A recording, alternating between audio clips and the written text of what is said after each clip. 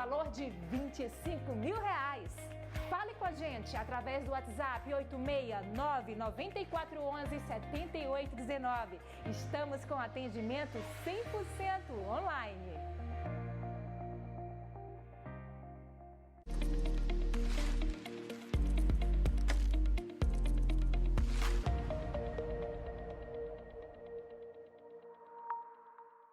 Programa Falando Nisso. Oferecimento Audi Center Teresina. Condomínio Jardim dos Pássaros. Casas e chácaras pertinho de você.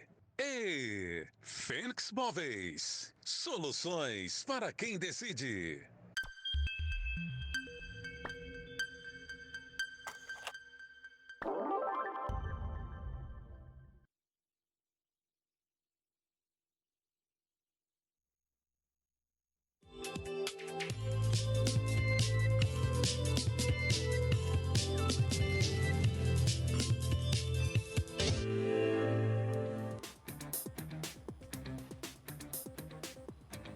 Olá, estamos ao vivo pela Rede Meio Norte para 18 estados do Brasil e internautas incontáveis nas nossas plataformas digitais. Nesses 6 anos de programa, estamos na nova temporada e agora, além das entrevistas com convidados incríveis, trazemos também conteúdos que orbitam em torno de temas que conectam inovação, criatividade, tecnologia e empreendedorismo. Tudo junto e misturado, porque é assim que precisa ser.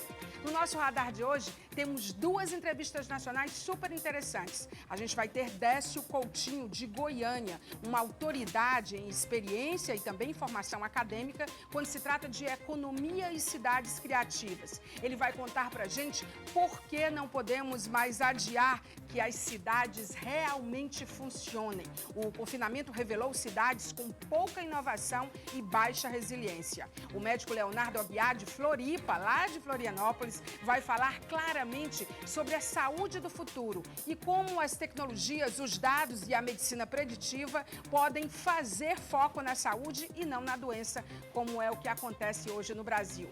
No nosso conteúdo colaborativo, hoje vem da França a nossa collab, daqui a pouco a gente conta quem é. E ainda, mais do que um exercício de empatia, apoiar empresas e negócios locais e fazer a roda girar e beneficiar a todos é, de fato, um alvo pra gente. E é bom para quem produz, quem vende, quem compra, quem trabalha na cidade e no estado onde você mora. Nós vamos ver também a atuação do Sebrae, que no caso do Piauí, eu tenho certeza que no seu estado também, junto a micro e pequenas empresas do estado, eles estão dando uma força enorme. Aqui do Piauí é o Samuel Moraes, analista técnico do Sebrae, que conta tudo pra gente. E falando em empresa local, você já viu que a Fênix Móveis está produzindo para o retorno seguro das atividades? Eu tenho certeza que você vai gostar. Encerrando o programa de hoje, nós temos a musa, Lili Araújo. A gente está na área e você aí, então nós voltamos em 10 segundos.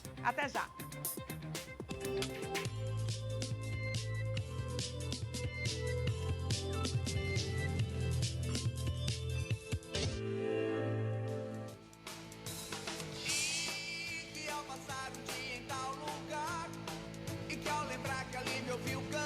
E olha só, você sabe que o programa é sempre assinado por uma figura e que tem a nossa playlist, a nossa trilha sonora, que a gente deu um novo nome, né, de playlist, e que hoje está trazendo o Bernardo Aurélio. O Bernardo é uma figuraça, ele é a nossa conexão direta, segura, com batida perfeita ao mundo geek, apaixonado por quadrinhos, um cara que nos coloca nesse mapa, não só nacional, mas global. Então, o quadrinista, colecionador, figura incrível que a gente gosta muito, Bernardo Aurélio, é quem assina a nossa trilha sonora. E o recado vem dele, todas as músicas do programa você vai ouvir assinada, essa playlist pelo Bernardo.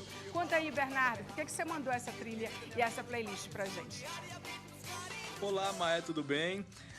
Obrigado, antes de tudo, por me convidar a fazer essa lista, né? E fazer uma lista de música é sempre muito difícil, porque você basicamente tem que fazer um resumo musical da sua vida, né? Então eu fui ali mexendo nos meus CDs, porque eu ainda sou um cara do tempo do CD, e fui lá fazer uma listinha, fiz aqui minha listinha de de músicas, fui pegando uma faixa de cada disco ali que eu achava interessante, e mesmo assim ainda não coube, né? Uma lista incompleta, né? Acabei fazendo mais de 30 músicas e aí resolvi dividir o que era música cantada em português e o que era música internacional, né? Tipo naquela época que tinha o disco internacional da novela, né? Então assim, nessas listas tem muita coisa. Desde artistas como os piauienses Vale do Até, Teófilo, que eu gosto bastante, a músicas de artistas internacionais como, sei lá, Deep Purple, Nat King Cole, né? Então tem muita coisa que vai normalmente versando ali entre o rock and roll e o heavy metal, né? E tem também, sei lá, Gessé, tem até Fábio Júnior, né? Então, tem muita coisa que é essa mistura louca de sons que completam a nossa vida, né? Não é uma coisa, não dá para fazer uma lista da nossa vida com um único gênero, né? Então é isso, espero que vocês gostem dessa lista e aí acabam conhecendo um pouco de mim também, beleza? Obrigadão e até a próxima.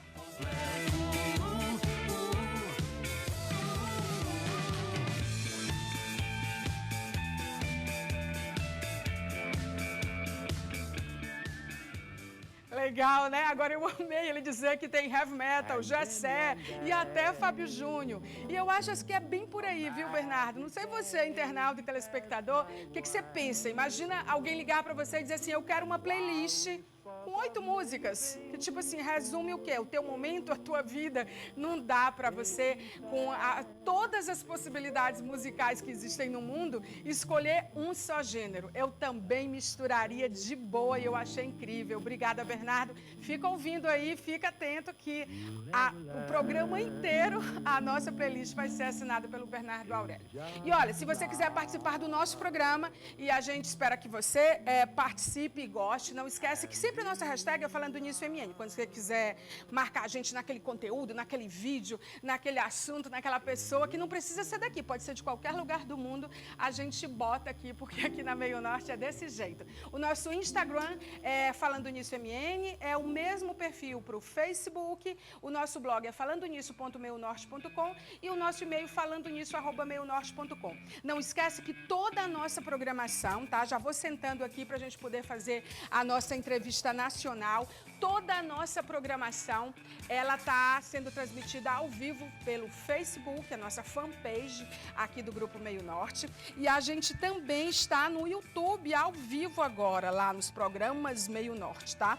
Então, não deixa nunca de dar uma passada por lá, principalmente porque a gente faz muitas entrevistas nacionais, internacionais, e aí é bacana porque a gente em streaming, a gente pode dividir tudo com vocês. O streaming a gente está em múltiplas plataformas ao mesmo tempo.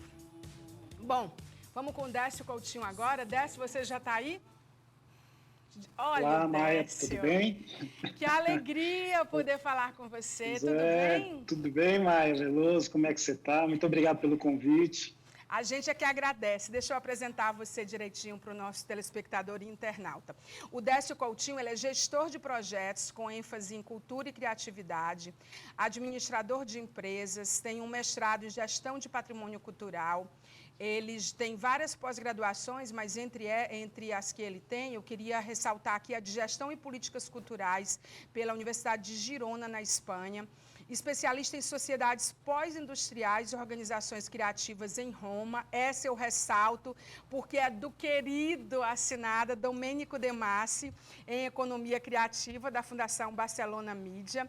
E ele atua desde 2001 em projetos de cultura e criatividade, ou seja, ele já está falando e atuando nessa área de cidades e economias criativas já faz bastante tempo. Professor de diversas graduações, foi coordenador nacional de cultura do SEBRAE, né, entre outros cargos. Ele já viajou o mundo fazendo palestras, tendo experiências como convidado de honra de vários projetos e iniciativas globais, pesquisador e consultor em publicações nacionais. Ou seja, gente, ele é o cara. Então, é a pessoa certa falando sobre um assunto que a gente quer tratar com ele.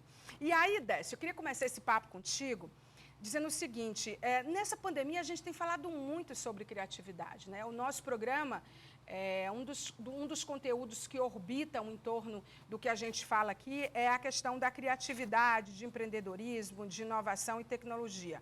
Mas o que nem todo mundo sabe é que o segmento da economia criativa está passando por uma crise nesse momento, né? Um dos mais impactados, né? Um dos 14 mais impactados pela crise da pandemia Covid-19. Isso inclui negócios pautados em conhecimentos individuais, em novas mídias, todos os ecossistemas, de fato, mesmo que eles não possam prescindir da criatividade, principalmente se tratando do segmento de economia, eles estão impactados. Por onde a gente começa a repensar ecossistemas pautados em economia e cidades criativas diante do que estamos vivendo? Eu passo para você. Bem-vindo, querido. Ok. Maia, muito obrigado. Queria dizer que é uma honra estar aqui com vocês, né, no programa Falando Nisso, da Rede Meio Norte. E realmente o setor da economia criativa, da cultura, né, e também do turismo, com certeza são setores que vão sofrer muito impacto, né? Talvez os maiores impactos aí. São os setores que primeiro pararam e provavelmente vão ser os setores que, por último, irão voltar. Então, tudo isso gera uma série de dificuldades, de problemas, fora o período, né, dificílimo que o mundo está passando. Então, é um momento onde a gente percebe que existe um afloramento do que realmente tem valor, né? A gente começa a perceber que nas cidades, e nos negócios, na economia e na vida mesmo, né, as coisas que têm realmente o seu valor começam a aparecer agora e começam a se mostrar de uma forma tão vigorosa como nunca antes, né? E a gente percebia que isso existia, mas às vezes a gente não dava muita atenção nem muita importância. Imaginem vocês, né, a gente está aqui numa rede de televisão nacional, o que seria de nós nessa pandemia sem ter a oportunidade de assistir internet, né, de estar em contato com os internautas, telespectadores. Então, esse programa é um exemplo de uma atividade, de uma programação de economia criativa. E assim, imaginem a gente passar a pandemia, o isolamento, sem música, sem ler um livro. Então, é importante perceber que talvez essa crise trouxe também, junto com as dificuldades, uma amostra, né, concreta para toda a população, para todo o planeta, da importância da cultura nesses momentos, né, da importância da criatividade desses momentos. E eu trago aqui a fala do Einstein, que foi um físico renomado no planeta, né, o Albert Einstein. Ele foi consultado após o final da Segunda Grande Guerra Mundial na Europa completamente destruída, né, e perguntaram para o Einstein, falaram assim, Einstein, como é que a gente pode reconstruir nossos países que acabaram de passar, né, por uma guerra, todos os prédios destruídos, não tem energia, não tem esgoto, não tem água, não tem nada, as pessoas com muita dificuldade de se alimentar, e ele disse, olha, nesses momentos, o conhecimento é muito importante, mas mais importante que o conhecimento é a imaginação, é a criatividade, é pôr em ação o nosso conhecimento que a gente tem, né? E aí é tão importante, isso se reflete nos dias de hoje também. Então a gente percebe uma série de soluções criativas. Nessa nossa entrevista aqui, por exemplo, né, é algo que talvez a gente não tivesse o costume de pensar em fazer antes, sempre muito presencial. Isso já é uma reação criativa e a gente percebe uma série de novos modelos de negócio aparecendo, drive-in de circo, drive-in de cinema, drive-in de shows, várias modalidades de lives de música na internet, né, uma série de peças de teatros e outras alternativas criativas que vêm sendo colocadas à mostra de forma extremamente ousada, imaginativa e criativa. Então, a gente percebe que as cidades criativas são aquelas que conseguem receber bem esse tipo de atividade. A gente estava vendo aqui o quadrinista, o Dick, né, que fez a playlist. Esse tipo de talento, esse tipo de artista, esse tipo de criativo, como você, Maia, e como todo, né, o Augusto César, todo mundo está trabalhando nessas áreas da cultura e da criatividade, são as pessoas que fazem uma cidade prosperar, porque são pessoas que enxergam o futuro de forma diferente. A arte e a cultura trazem essa virtude, né, de abrir os olhos, de ampliar os horizontes e de nos deixar cada vez mais sensíveis e antecipar, inclusive, crises e problemas como esse, né? A gente tem vários autores, escritores e filmes que já tinham retratado essas pandemias sendo que a gente achava que era uma ficção e que agora a gente tem isso no nosso dia a dia. Né? Enquanto você está falando, a gente está mostrando aqui algumas das cidades criativas no mundo, né? Você conhece, eu imagino, as cidades criativas do Brasil, eu queria que você as enumerasse, e quais são as cidades criativas do mundo, e o que faz uma cidade ser criativa, porque nós tivemos a experiência em nível global, cada um no seu lugar, de passar pela cidade, ter um outro olhar em relação à cidade, quando ela estava parada, com isolamento social, e poder deslocar, desmobilizar o nosso olhar. Eu acho que o nosso olhar como ser humano, a nossa percepção, estava muito poluído e confuso, e as cidades se escondiam atrás dessa poluição visual, sonora, ambiental, sob todos os aspectos. E aí a gente passa pela nossa cidade vazia, as que já ficaram e voltaram ao normal, as que estão, as que ainda estarão, as que não estão agora, mas vão voltar a ser por conta da recidiva do coronavírus. E a gente olha e dá uma dor no coração de ver as cidades fantasmas e, ao mesmo tempo, é um observatório mesmo doloroso, mas privilegiado de olhar para os lugares em que a gente atua, em que a gente vive e mora. O que faz uma cidade criativa de fato e quais são as cidades mais criativas do mundo e as do Brasil, Décio? Foi muito legal essa sua fala, Maia, porque você trouxe a essência da cidade. Né? As pessoas entendem que a cidade são infraestruturas, são ruas, são prédios, são praças, mas muito mais do que isso, a cidade são as pessoas. Né? A cidade é um organismo vivo, a cidade ela pulsa, ela vibra, e o que faz essa pulsação da cidade são as pessoas. Então, a cidade criativa é aquela cidade que está se reinventando, que está buscando uma nova estratégia, uma reinvenção estratégica, onde a prioridade da cidade, do desenvolvimento econômico da cidade, são os setores da cultura e da criatividade. Essas cidades que enxergam isso, que valorizam a arte e a cultura por meio das riquezas locais, que valorizam, né, os mestres, os artesãos, que valorizam a cultura local, são essas cidades que conseguem se destacar no planeta, que são conhecidas como as cidades criativas. Quanto mais local, quanto mais a gente valorizar a nossa gastronomia, a nossa arte, nosso jeito de ser, de comer, de andar, de falar, os nossos costumes, quanto mais autenticidade, mais identidade, mais reconhecimento a gente tiver, mais forte, mais protagonista a gente é de uma cidade do futuro, de uma cidade criativa. Então, as cidades criativas, resumindo, são aquelas cidades que investem na cultura e na criatividade como fator estratégico para o desenvolvimento econômico. Quais são as referências no Brasil, Décio? Quais são as referências no Brasil e no mundo? Então, no Brasil, a gente tem, né, algumas cidades que já receberam esse título pela Unesco, eu vou citar aqui para vocês. Né? Nós temos Belém, no Pará, Florianópolis e Paraty, no Rio de Janeiro, Florianópolis, Santa Catarina, que são cidades mundiais de gastronomia. Brasília e Curitiba são cidades mundiais na área do design. João Pessoa, na Paraíba, é reconhecida pela Unesco como a cidade mundial do artesanato e das artes folclóricas. Salvador, na Bahia, é a cidade mundial da música. E Santos, em São Paulo, a cidade mundial do cinema. Agora, ano passado, a gente conseguiu mais 2 cidades que entraram aí. Foi Belo Horizonte, na categoria de gastronomia, e Fortaleza, na área do design. Então, a gente tem hoje 10 cidades criativas brasileiras numa lista de 246 cidades do planeta.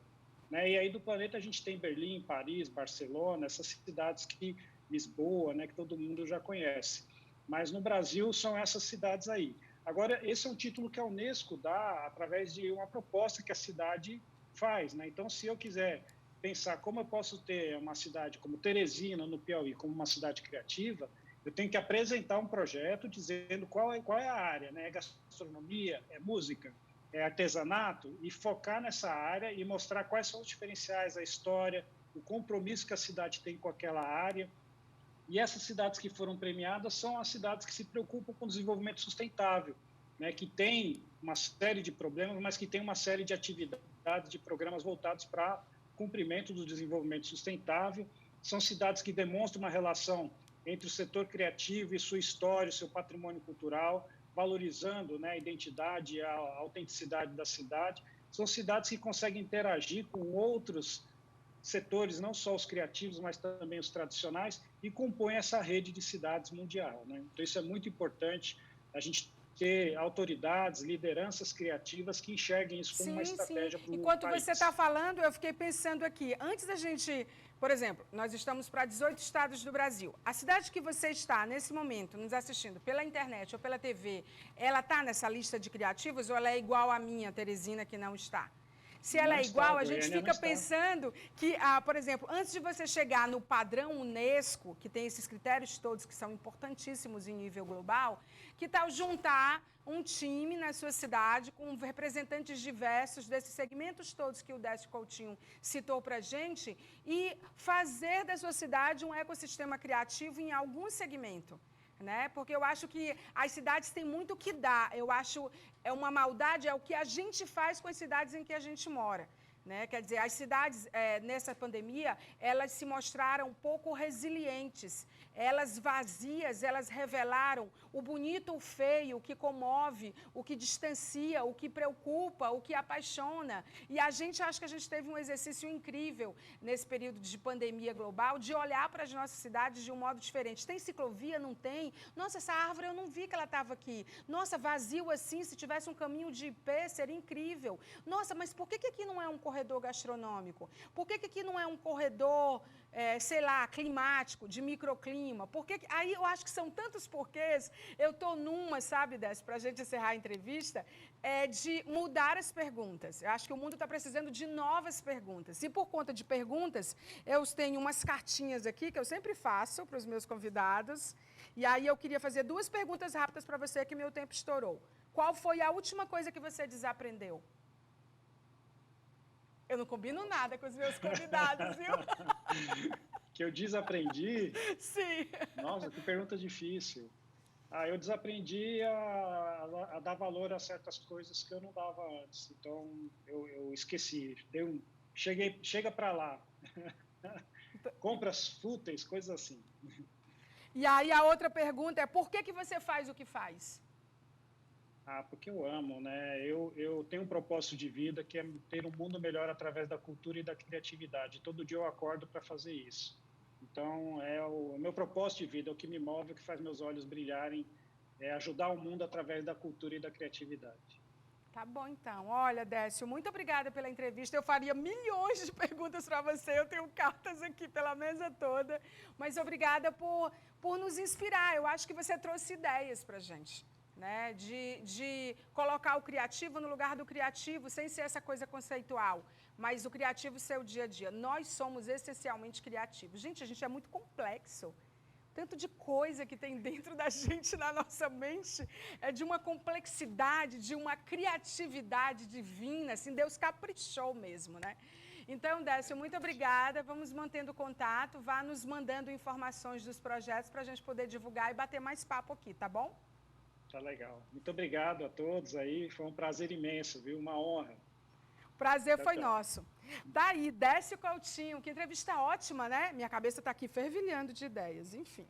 Falando em criativo, gente, queria mandar um abraço enorme para o Tibério Hélio, que é uma das pessoas mais criativas que eu conheço, né? E que tem se reinventado na profissão dele. Eu fico assistindo o que o Tibério tem feito pelas redes sociais e pela repercussão e vejo como ele é um profissional capaz de atuar em qualquer mercado, porque ele gosta do que ele faz, porque ele investe em qualificação, porque ele se reinventa, é impressionante. As fotografias de papel, as coberturas, o distanciamento, os clipes, o cuidado que ele mantém com os outros e com a equipe dele, quando ele é convidado, como ele se porta e como ele consegue retratar com tanto amor, às vezes o aniversário que é o pai, a mãe, o filho, né, e o irmãozinho.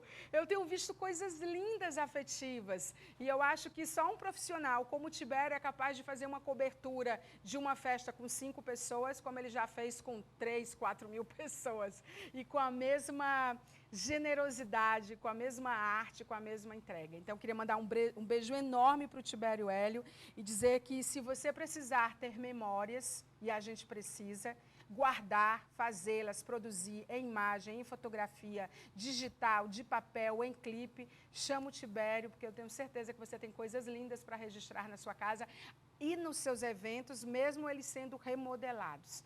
A gente não pode deixar de comemorar e de brindar a vida, porque viver é uma dádiva dada por Deus e a gente tem que registrar, porque registrar é lindo. Olha, eu tenho aberto minhas caixas de papel, de fotografias de papel.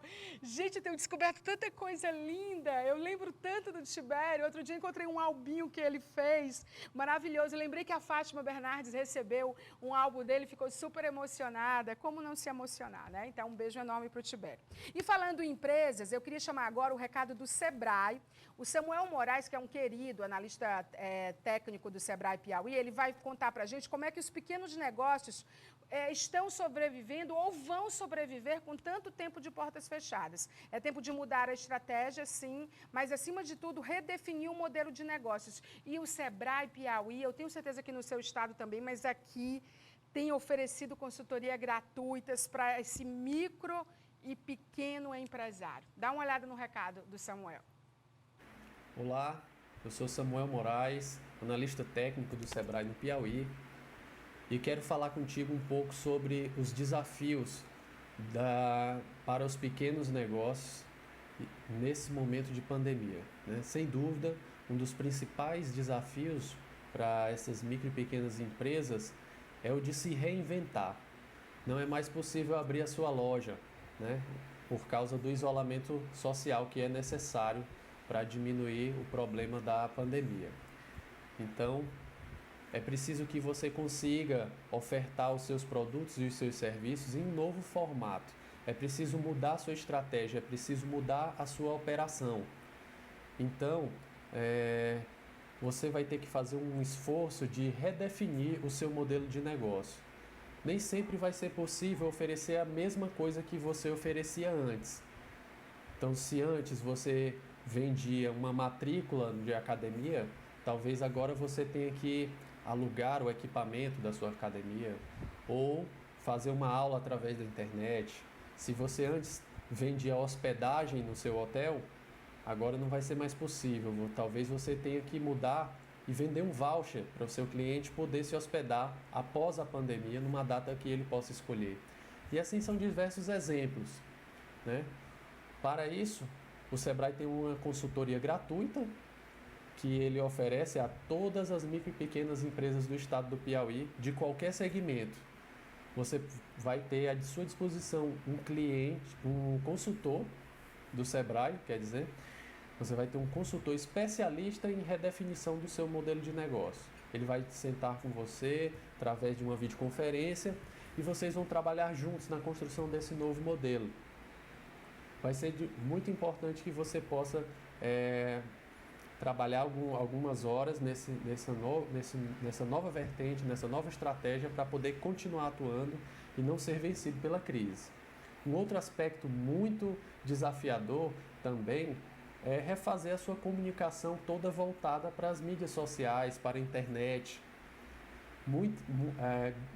Muitas pessoas no Brasil passam horas e horas acessando as redes sociais. O Brasil é um dos países que mais acessa as redes sociais.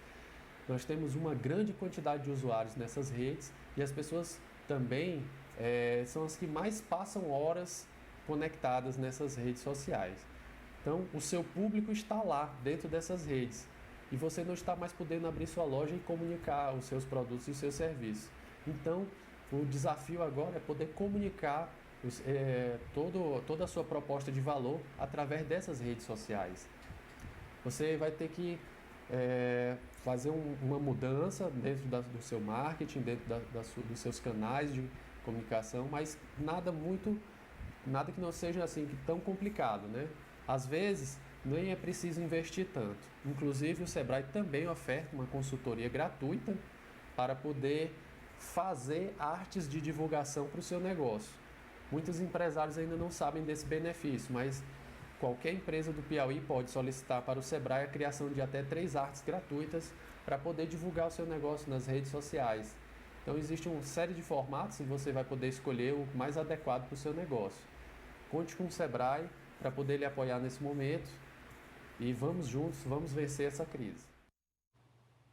Obrigada, Samuel. Viu? Que clareza, né? Que honestidade de poder estar acolhendo essas pessoas e dando amor. Acho que a gente está precisando muito disso. Eu vou para o intervalo comercial com a playlist do Bernardo Aurélio, que diz que tem de tudo um pouco, mas eu volto em instantes com mais uma entrevista nacional. O Dr. Leonardo Aguiar, direto de Floripa, vai falar sobre o futuro da medicina e por que a medicina e o cuidado do Brasil é baseado em doença e não em saúde. Onde é que a gente está perdendo? Eu adianto, em tudo. Eu volto em 2 minutos. Até já.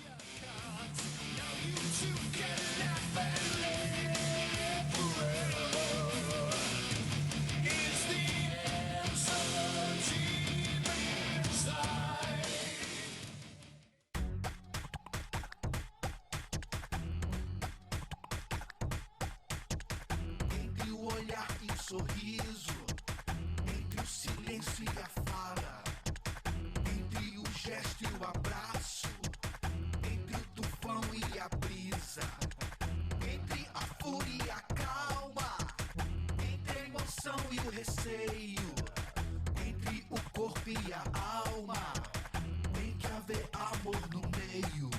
Tá na vida, tá no olho, tá no ouvido, tá no tempo, tá na história, tá na mente, tá ciente, tá presente, tá contigo, tá é novo, tá na gente, tá no meio do povo.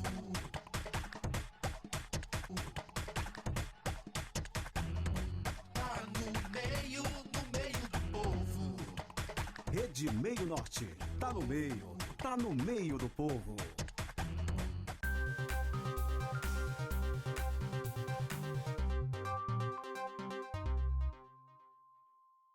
O que você espera de uma marca de cosméticos?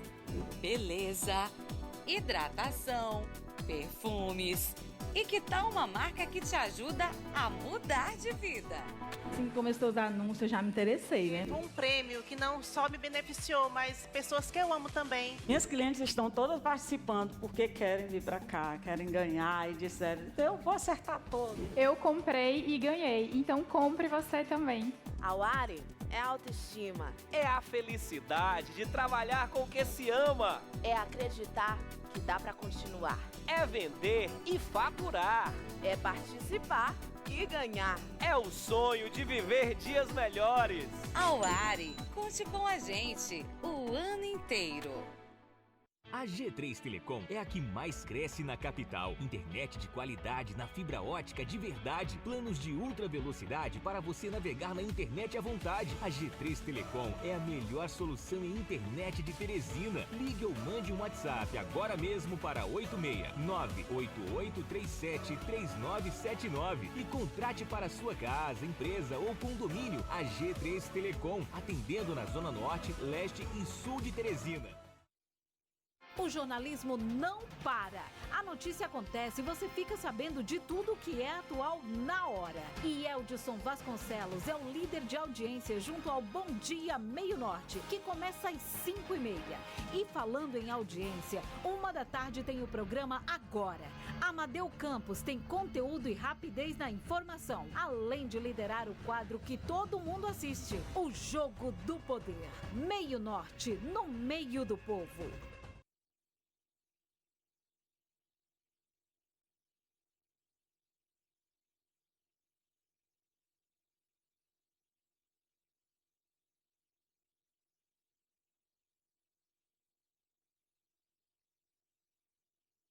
Nosso orgulho um do outro, olhando pra lente, como quem dissesse não queremos mais nada nesse mundo.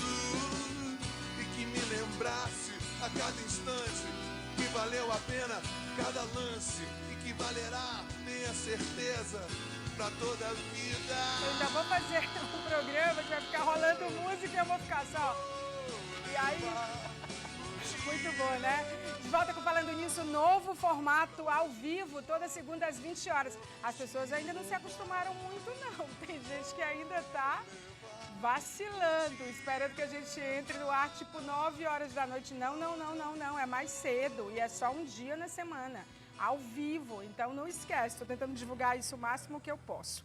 Bom, agora a gente vai para uma entrevista nacional incrível, super importante nesse momento, com uma autoridade no assunto, quando se trata de medicina, é o Dr. Leonardo Aguiar. Ele tem, doutor Leonardo, uma vida dedicada à medicina e mesmo sendo cirurgião plástico, ele dedica tempo a pesquisas da medicina preditiva, que é o que faz sentido agora.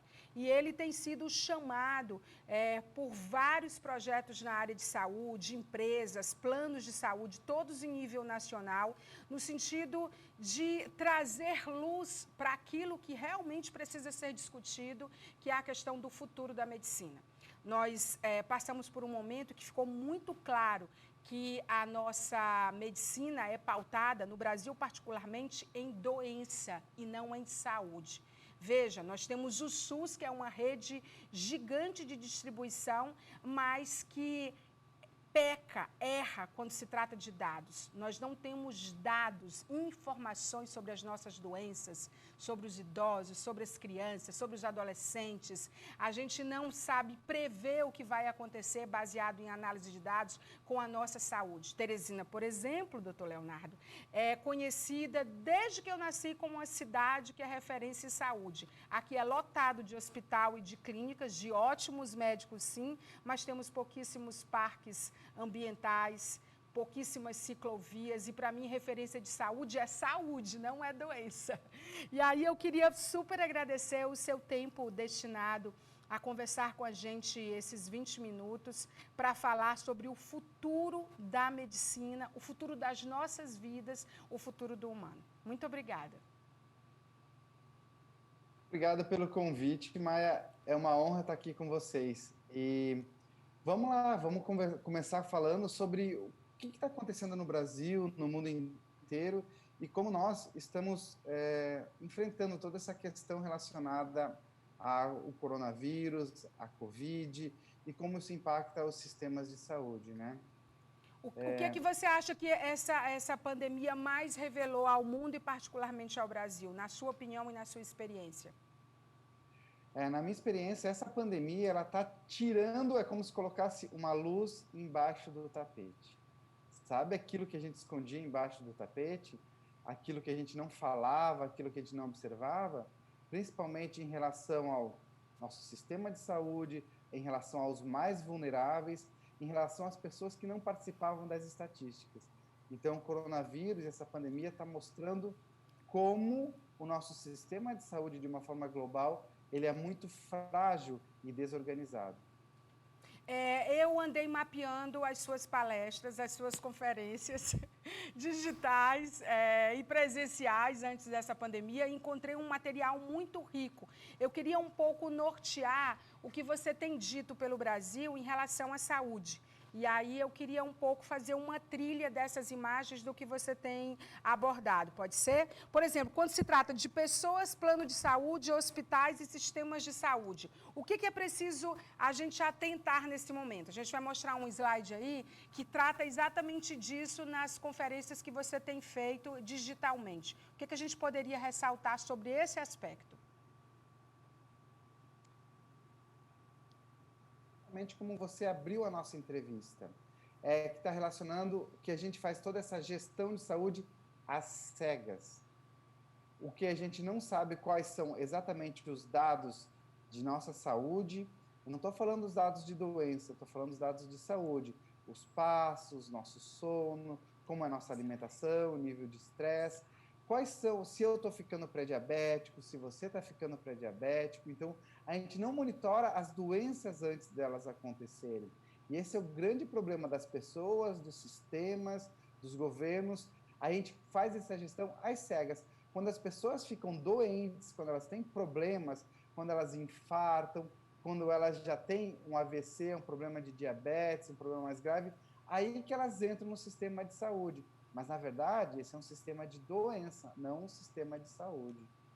A gente tem a impressão que para a gente investir nessa prevenção ou nessa predição, a gente precisa pagar muito caro. A tecnologia tem nos alcançado no sentido de democratizar essas que são vantagens dos tempos de hoje, por exemplo. E aí a gente tem, por exemplo, o exame genético de baixo custo. Eu vi e vejo nas suas conferências que você faz um mapeamento e divide com as pessoas exames como esse aí, né, que é feito através da saliva e que é uma medicina de precisão e de predição também, não é, doutor Leonardo? Gente, Maia, a gente fala que a evolução da tecnologia, ela vai baratear muitos tipos de exame. E esse é um exemplo de um exame genético de baixo custo, que começou nos Estados Unidos, agora está feito no mundo inteiro, mas que tem muitos similares no Brasil, que estão cada vez mais baratos e ajudam a gente a descobrir, por exemplo, os remédios que funcionam e os remédios que não funcionam para cada tipo de pessoa. E isso a gente chama de farmacogenética, e conhecer esses remédios que funcionam e que não funcionam são a base do que a gente chama de medicina de precisão, como você falou muito bem. E esse já é o futuro da medicina que ficou no passado, porque isso já existe, já está acontecendo em grande escala no mundo e cada vez mais no Brasil. A telemedicina ela foi trazida para o Brasil com um delay, com um gap que nos deixou num fosso, na verdade, em relação ao que está acontecendo no mundo. Mesmo sendo discutida já há vários anos, só em 2019 ela foi validada e agora em 2020 ela realmente está sendo levada a sério. E aí, quando a gente fala de telemedicina, a gente fica pensando em equipamentos que a gente pode ter em casa. Esse exame que você mostrou ainda há pouco, que você sugere nas suas conferências, ele é interessante porque ele faz um retrato sobre as doenças que a gente tem e que a gente nem sabia. E aí eu fico pensando até numa coisa que virou uma piada no Brasil, que o Ministério da Saúde descobriu que 13 milhões de brasileiros têm diabetes e não sabem. Aí um humorista vira e diz assim, mas se o Ministério da Saúde sabe, por que ele não conta para as pessoas? E por que as pessoas não sabem e o Ministério da Saúde sabe?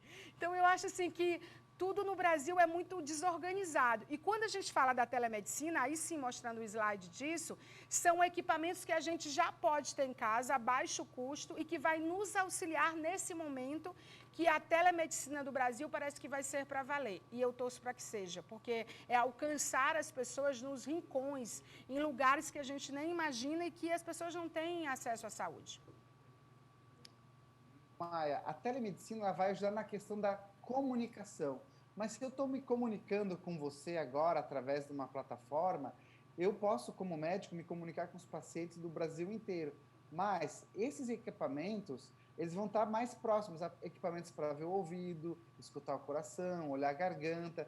Esses aparelhos vão ajudar a potencializar a telemedicina. Esse é um exemplo que tem lá nos Estados Unidos, mas que no Brasil cada vez mais vão ter esses aparelhos e as pessoas vão ter nas suas casas esses aparelhos cada vez mais baratos e o médico, por telemedicina, vai falar, olha, deixa eu ver sua garganta, tira uma foto disso, mostra outra parte do seu corpo, enfim. Isso vai ajudar muito e vai melhorar muito o atendimento no Brasil inteiro.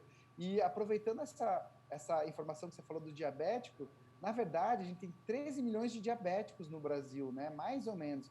Mas de pré-diabéticos, nós temos 40 milhões. E o pior, desses 40 milhões, 90% não sabe que é pré-diabético. E aí que está a história da medicina preditiva. A gente tem que cuidar dessas pessoas antes que elas virem diabéticas.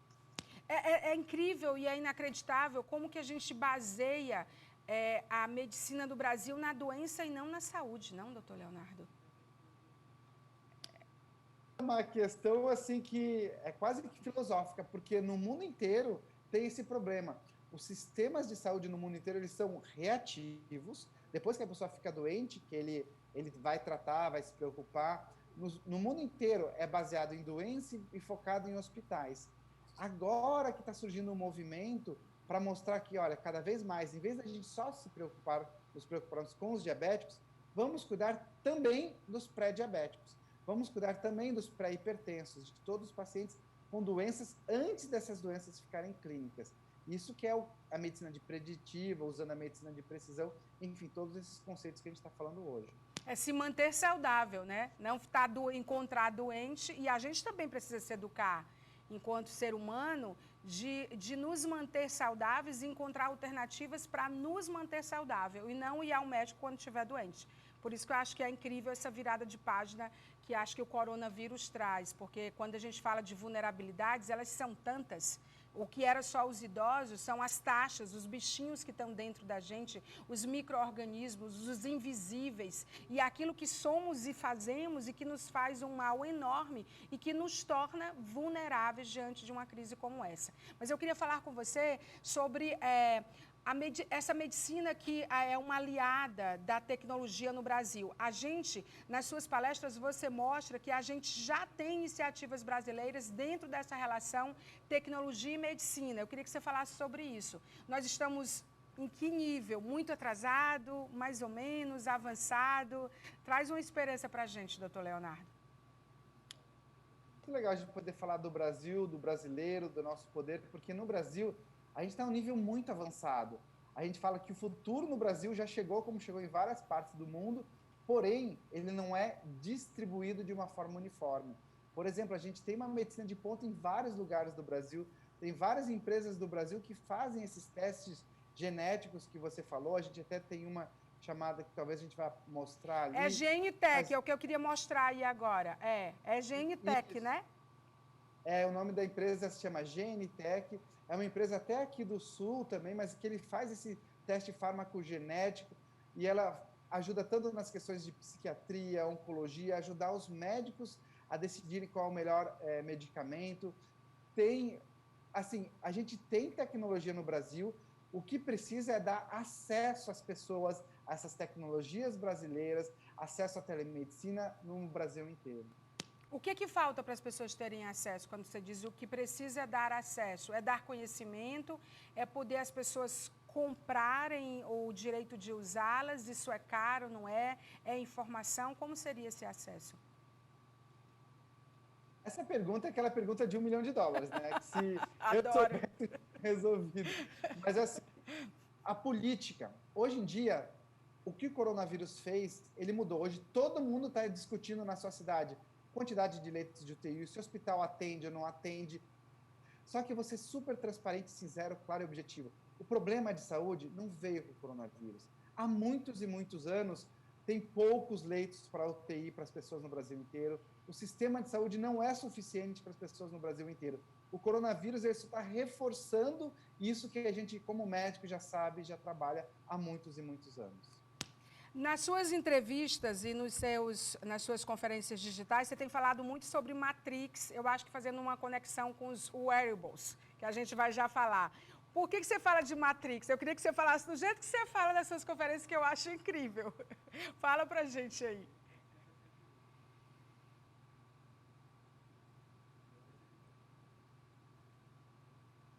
Eu acho que a gente está com problema do áudio dele, tá? Acho que eu estou com problema de áudio de você. Não sei se é o retorno aqui no estúdio ou é o áudio lá. Estou esperando a produção me falar, porque eu não quero perder nem os... Pronto, voltou. Pode falar, pode falar.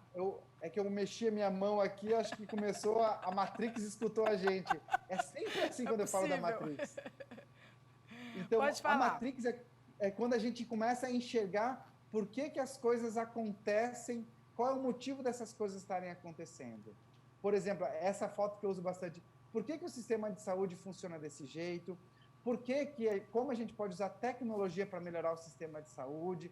Então, a gente começa a falar, questão de dar acesso para as pessoas, é questão de política pública. Às vezes, o dinheiro que o pessoal gastou em alguma festa, em algum dinheiro mal empregado em Brasília, quando eu falo em Brasília, em política, é o dinheiro que hoje está faltando na nossa cidade para comprar respirador, para comprar medicamento. Então, enxergar a Matrix é fazer a conexão das informações e descobrindo a causa delas, a causa e a consequência.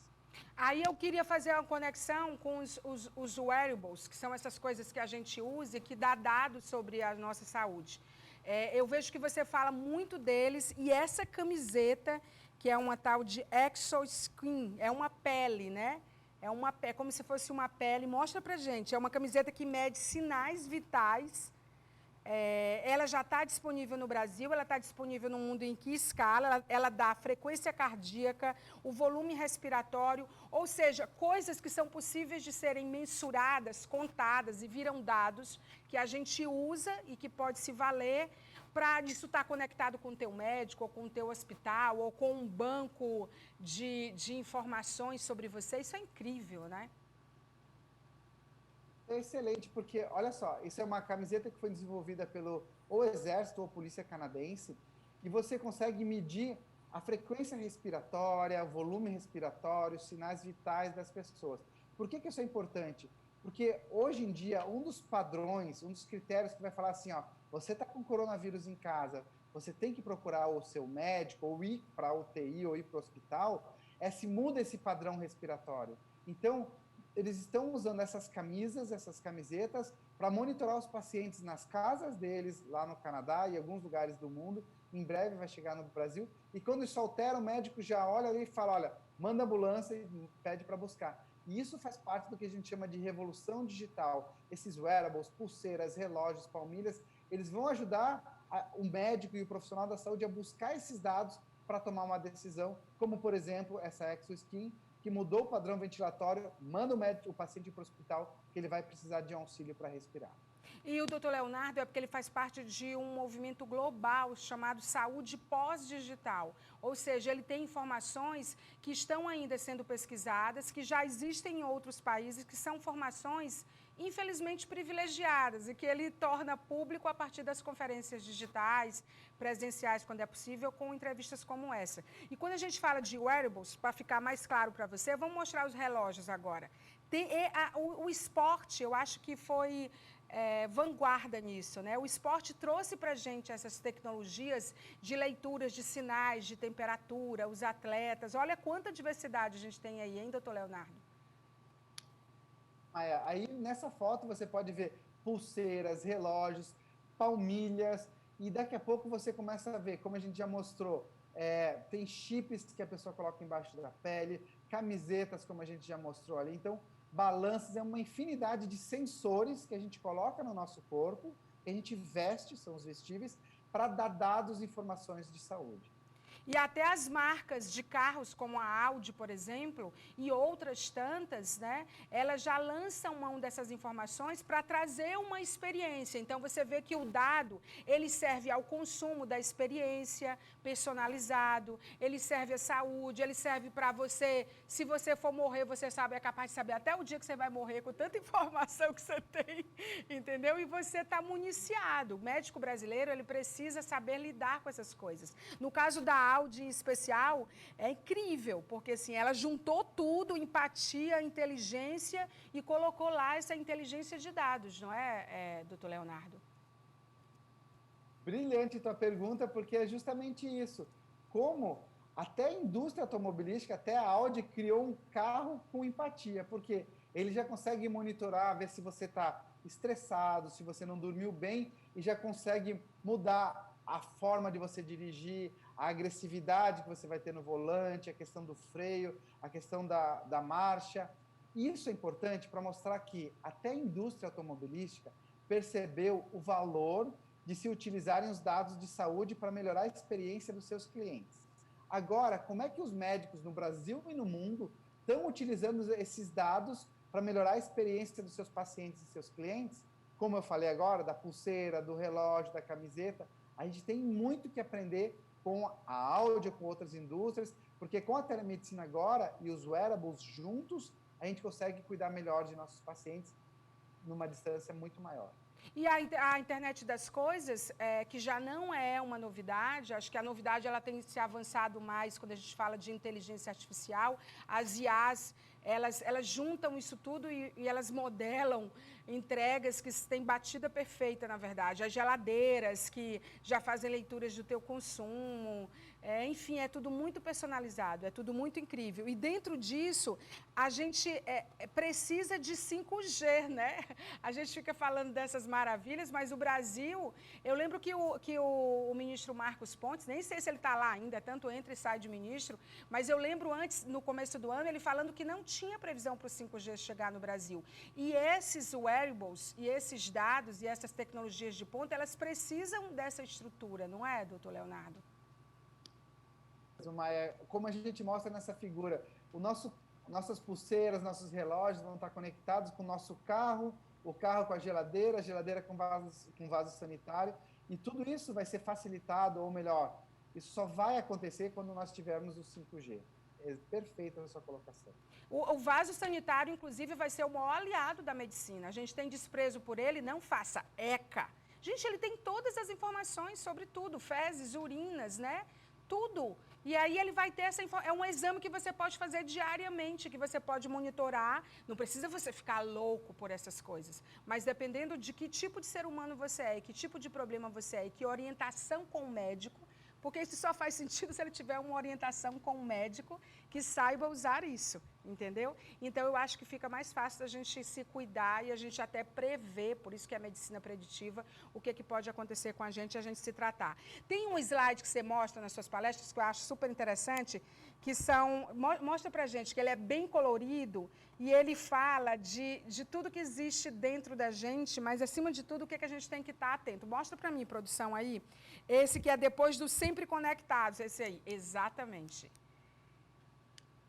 É um slide super importante, porque o que ele mostra? Ele mostra que já tem muitos estudos que já estão fazendo a conexão entre as bactérias que estão no nosso intestino. É um mapeamento de bactérias, né? Exatamente isso, Maia. É o mapeamento de bactérias, porque cada vez mais está se entendendo essa relação das bactérias que tem no intestino, mas, só para ressaltar, nós temos esses microbiomas, essas bactérias em todas as áreas do nosso corpo, nos nossos olhos, na nossa boca, nas partes genitais, na pele. Então, cada vez mais está se estudando essa relação com as doenças e com a nossa saúde. Eu acho que do jeito que o médico faz perguntas sobre a gente, quando a gente for ao médico a partir de agora, a gente vai dizer em que nível de 0 a 10 você está na medicina digital ou pós-digital. E aí você vai começar a escolher seu médico também por esse nível de atualização, né? Porque, assim, os médicos são incríveis, mas o cérebro falha. E essas coisas têm que estar à mão, porque é o sentido da tecnologia.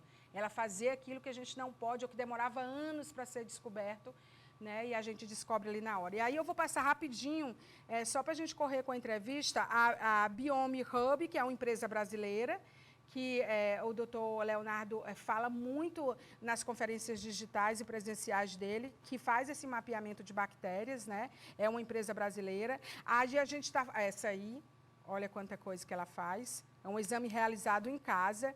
Eu estou dizendo, ele faz questão de falar na indústria brasileira ligada à tecnologia sobre isso, porque é preciso que a gente saiba que nós temos pessoas ligadas nisso. A medicina de precisão exponencial, porque eu acho que hoje tudo ou é exponencial ou é instantâneo, ou é tudo junto ao mesmo tempo. E eu acho que a medicina ela ganha quando ela consegue fazer essas escalas, não é, doutor Leonardo?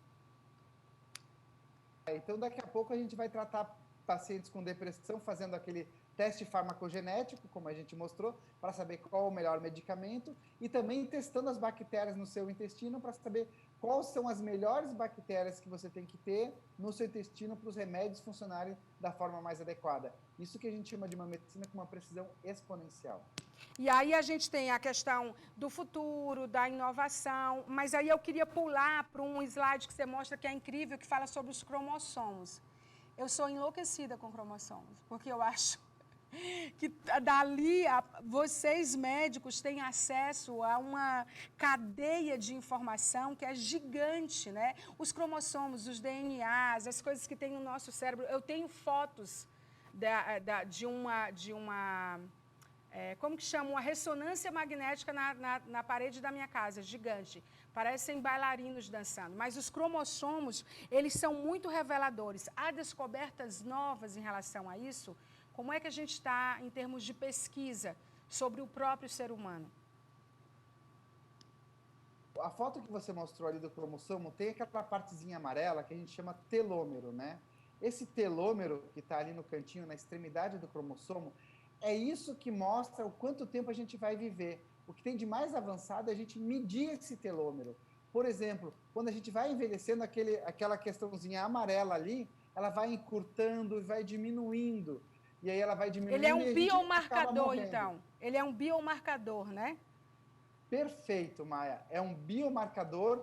Então, assim, se eu conseguir medir o teu telômero hoje, eu vou saber se tudo que você está fazendo na tua vida vai fazer você viver há 100 anos ou 200 anos. Você já fez isso com você? Você já fez isso com você? Você vai viver mais quanto tempo, doutor Leonardo?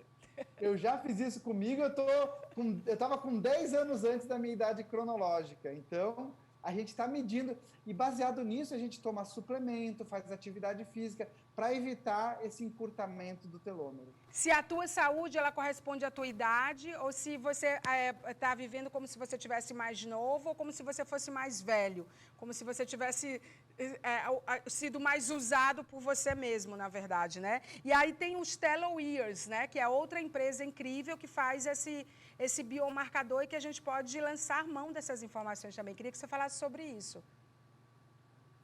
A empresa TeloYears, ela é feita por uma senhora chamada Elizabeth Blackburn, que ela foi prêmio Nobel em 2009 por esse estudo do telômero que a gente falou. Então você consegue medir, você encomenda esse kit para fazer o exame na tua casa, uma gota de sangue, e ela mede o teu telômero. Então o que acontece? A gente consegue medir se tudo que você está fazendo na tua vida hoje vai te levar a viver mais anos, ou se você está acelerando a sua vida. Então, isso é sensacional, porque é uma prêmio Nobel fazendo uma empresa usando medicina digital. Isso é incrível.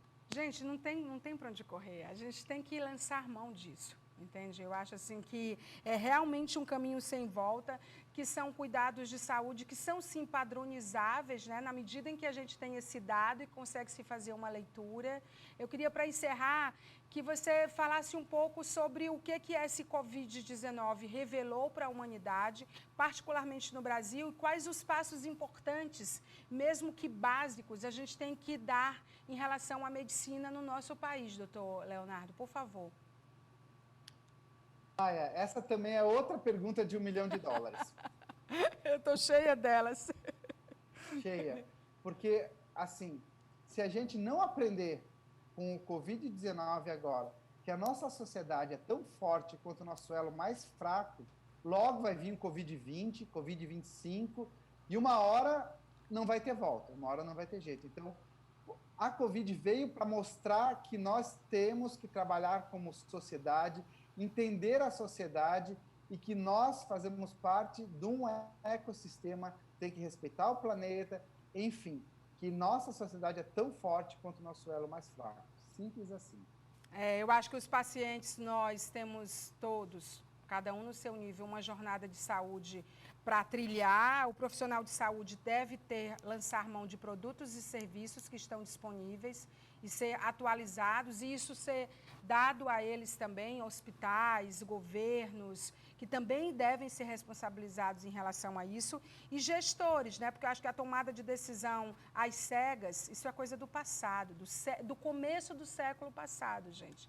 Então, a gente está aí com uns 100 anos de atraso em relação a isso, e eu acho que a Covid-19, particularmente na área de saúde, veio para desnudar, escancarar tudo isso. E é um caminho sem volta, como o doutor Leonardo falou.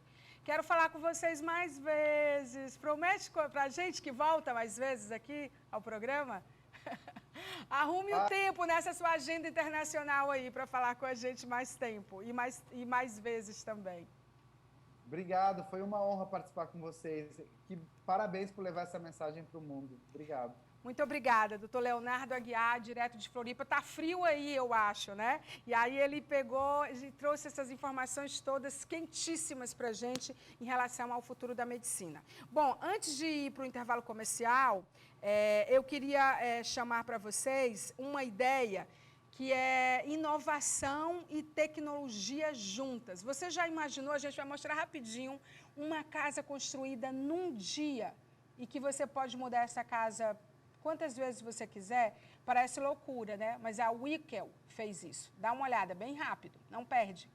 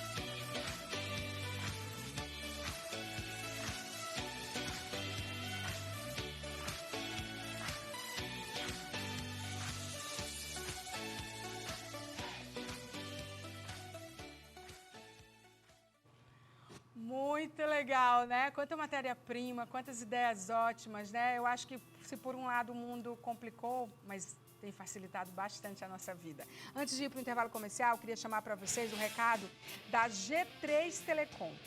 É a maneira melhor de você ter internet, a mais eficaz, porque é do seu jeito. E eu queria falar do G3 Telecom, que é um provedor de internet de fibra ótica, que é feito pela nossa gente com a nossa cara. Isso vai anteceder uma entrevista que eu vou fazer com o Dr. Jairo Cavalcante, que já está esperando a gente, exatamente sobre apoiar negócios locais. E aí eu queria falar da G3 Telecom e mostrar que ela faz toda a diferença na área em que ela atua. Você não pode ficar desconectado, já não podia antes, agora principalmente. Você quer trabalhar, quer jogar, quer ficar perto da família, quer ver aquela live sem travar, né? Tá em casa e não precisar sair porque você tem internet de qualidade, a internet do jeito que deve ser e do jeito que você realmente merece. Então a G3 Telecom é uma estrutura completa, a maior equipe da cidade, um investimento constante em inovação e tecnologia. Eles não param e tudo isso em planos de 100 até 500 megabytes e com um preço que é realmente incrível, né? Então você pode contratar ligando para 3222243979 ou no WhatsApp 995113679. Veja o recado de lá. Já pensou em ter uma internet que te entende? A G3 tem as melhores soluções para as suas necessidades e com planos que cabem no seu bolso.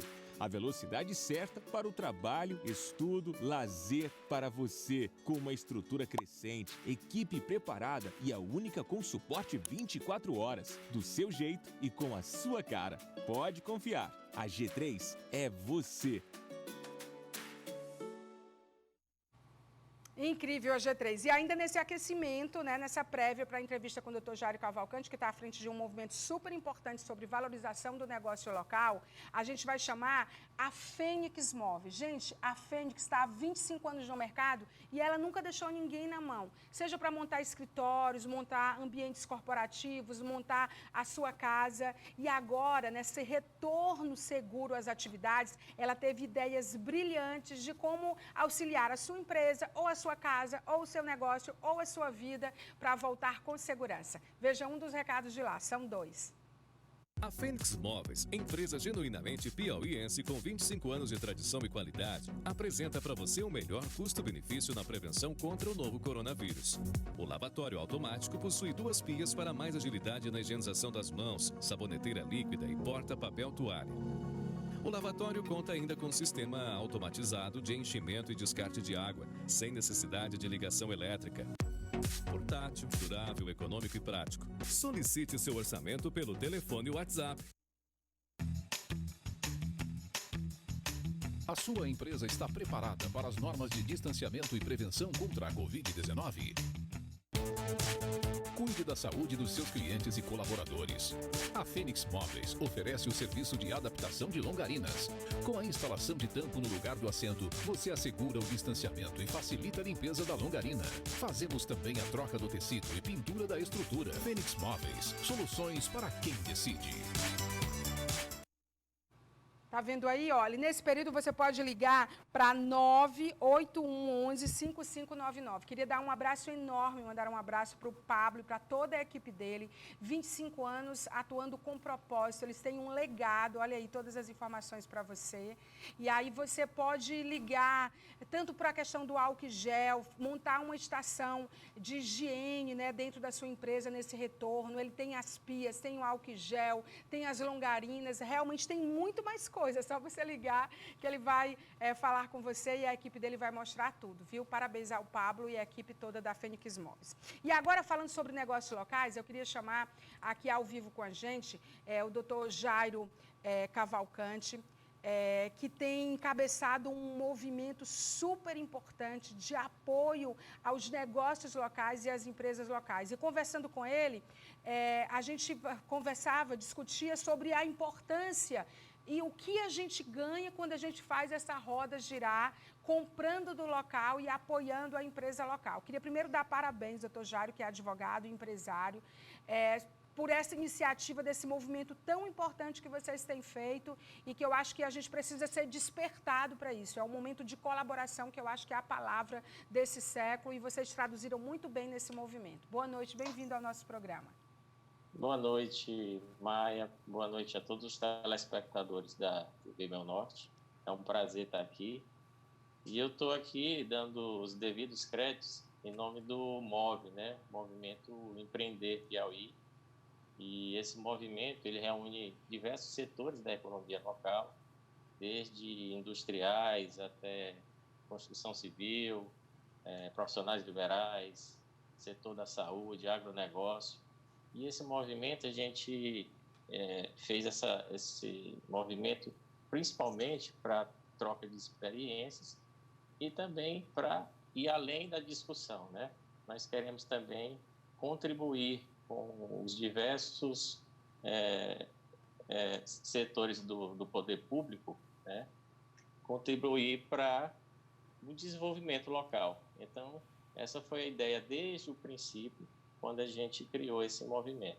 E nesse momento tão sensível que a gente está passando agora, né, essa pandemia que tem mexido e tem com todos nós, né, com todo o planeta foi atingido, não só a saúde pública, mas também a economia foi brutalmente atingida, a gente tem procurado pensar em soluções para a retomada desse setor que nos atinge principalmente. Você acha que o piauiense, doutor Jário, de modo geral, ele entende essa importância? Eu acho esse momento tão oportuno para a gente enxergar a colaboração, a empatia e a importância dos nossos negócios, porque, assim, mundialmente, quando a gente falava de globalmente, a gente sabia que o global valorizou o local.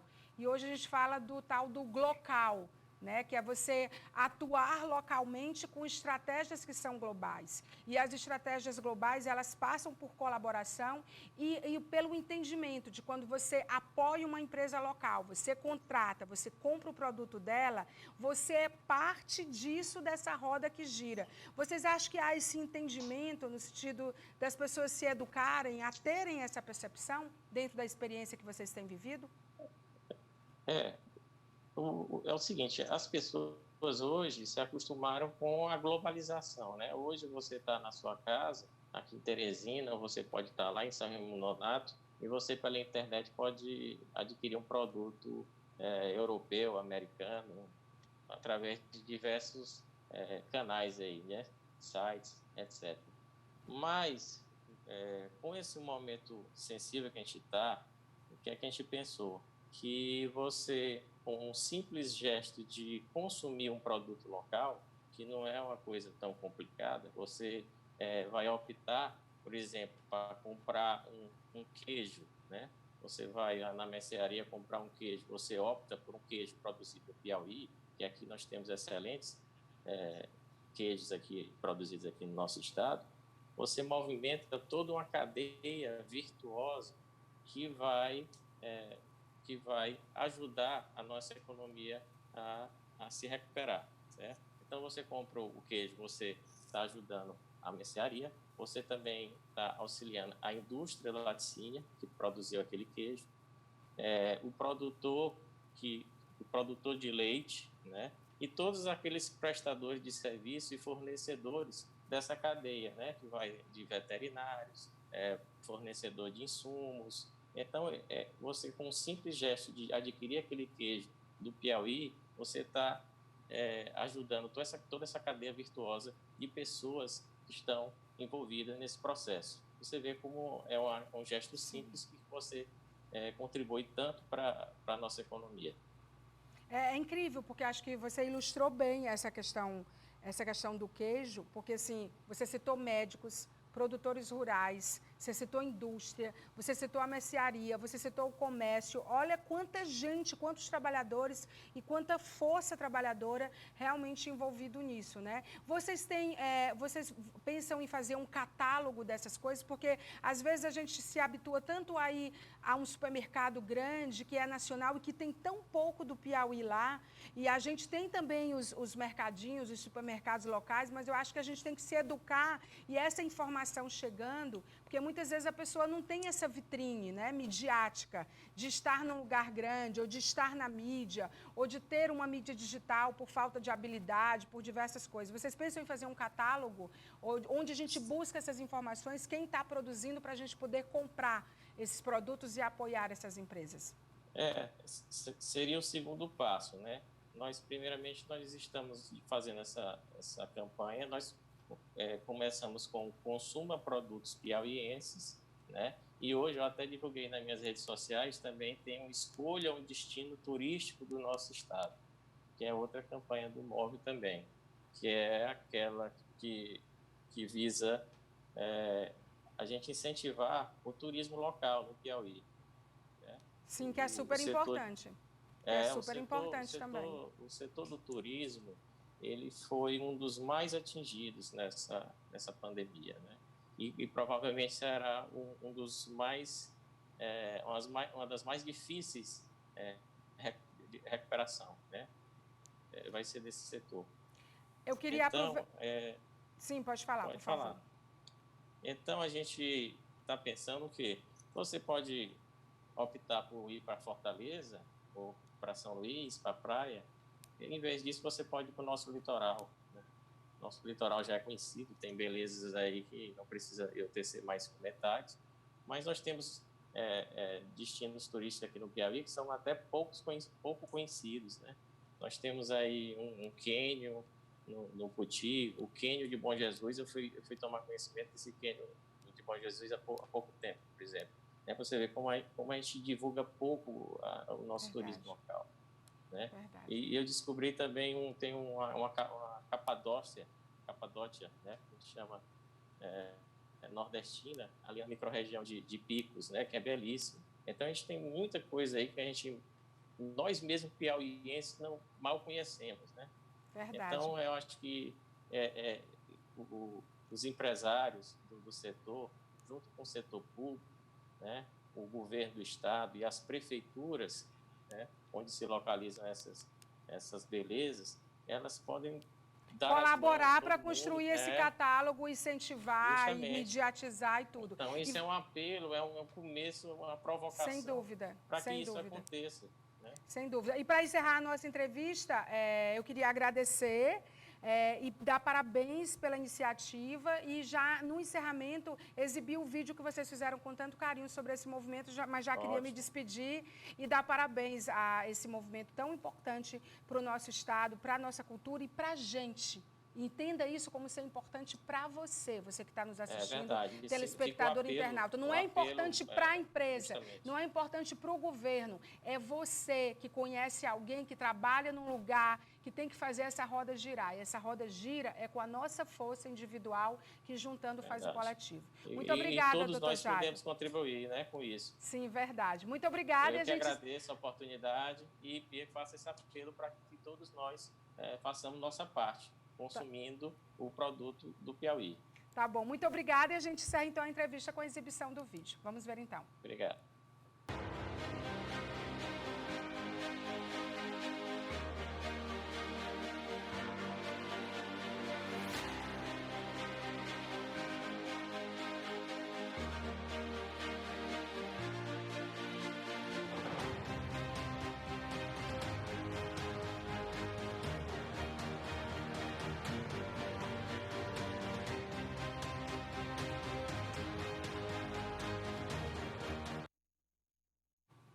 Bacana o movimento, né? Parabéns. Eu vou para o intervalo comercial com a trilha sonora do Bernardo Aurélio e a gente volta em instantes. Não saia daí. Até já. Saber bem mais que os meus 20 e poucos anos.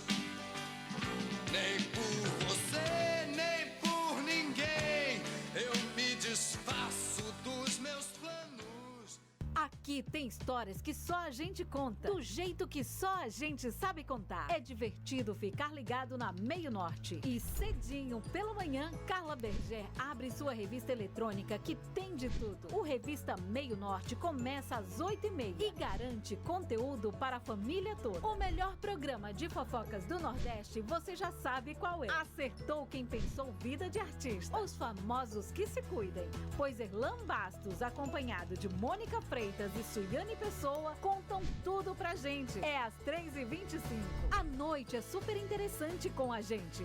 Lia Formiga é só delícias. Receitas e dicas supimpas para arrasar na cozinha. No Espaço Gourmet, você descobre como é bom cozinhar. É às 9h30. Em seguida, Virgínia Fabres conversa e apresenta quem empreende e se destaca no Gente e Negócios às 22h15. Meio Norte, no meio do povo.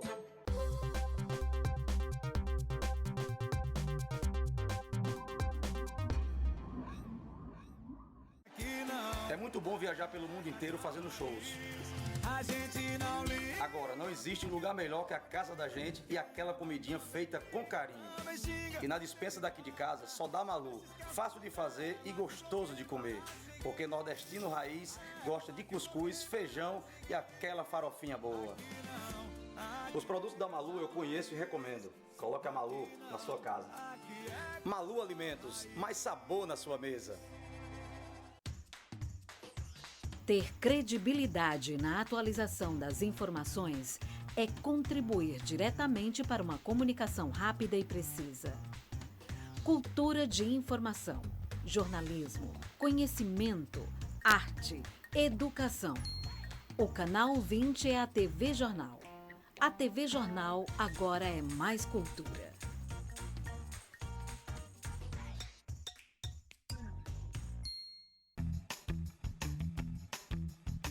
A sua empresa está preparada para as normas de distanciamento e prevenção contra a Covid-19? Cuide da saúde dos seus clientes e colaboradores. A Fênix Móveis oferece o serviço de adaptação de longarinas. Com a instalação de tampo no lugar do assento, você assegura o distanciamento e facilita a limpeza da longarina. Fazemos também a troca do tecido e pintura da estrutura. Fênix Móveis, soluções para quem decide. Jornalismo policial com fatos e exclusivas todos os dias. Com Pado Araújo e Nayana Lima, é Água na Cabaça, 9h50 da manhã, no Ronda do Povão. E logo após, Silas Freire bota pra moer no Ronda Nacional. O jornalismo esquenta ainda mais às 5h40 da tarde. Luiz Fortes e Shirley Evangelista apresentam exclusivas e notícias importantes do dia no MN 40 Graus. Meio Norte, no meio do povo.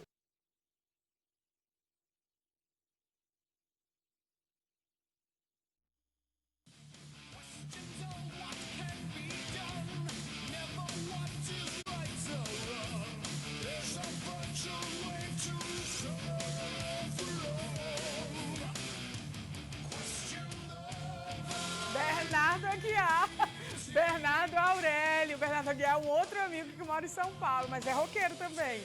Bernardo Aurélio assinando a trilha sonora do nosso programa. Nosso programa fica por aqui. Queria agradecer a produção do nosso programa no ar hoje ao Augusto César, que comandou aí a nossa produção no ao vivo. E queria chamar a nossa rainha, Lili Araújo, para encerrar o nosso programa cantando lindamente. Dizer que a gente está morrendo de saudade da Lili e dos shows dela, mas ela está sempre no nosso coração. E muito obrigada, Lili, pelo carinho de fazer uma música só para o encerramento do nosso programa. Você continua com a programação da Rede Meio Norte e não esquece, #Falando Nisso MN. Tchau! Alô, Maia, alô, galera do Falando Nisso. Lili Araújo aqui passando para cantar esse shot bem gostoso para vocês. Vem comigo. Ainda me lembro do seu caminhar, seu jeito de olhar, eu me lembro bem. Fico querendo sentir o seu cheiro, que é daquele jeito que ela tem.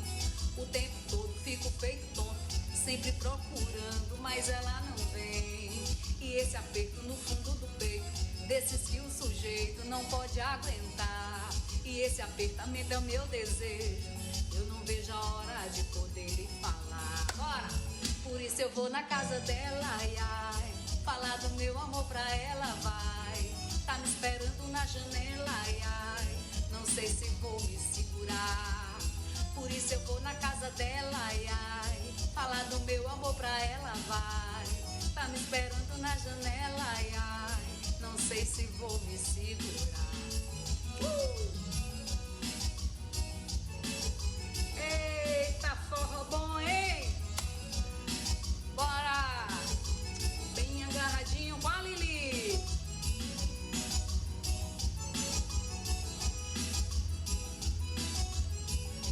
Beijo, Maia. Beijo, galera do Falando Nisso.